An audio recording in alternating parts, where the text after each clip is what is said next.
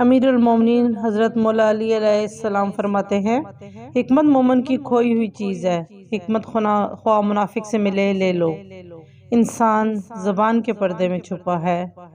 अदब बेहतरीन कमाल है और खैरात अफजल तरीन इबादत है। जो चीज़ अपने लिए पसंद करो वो दूसरों के लिए भी पसंद करो। भूखे शरीफ और पेट भरे कमीने से बचो। गुनाह पर नदामत गुनाह को मिटा देती है। नेकी पर गुरूर नेकी को तबाह कर देता है। सबसे बेहतरीन लुक्मा वो होता है जो अपनी मेहनत से हासिल किया जाए।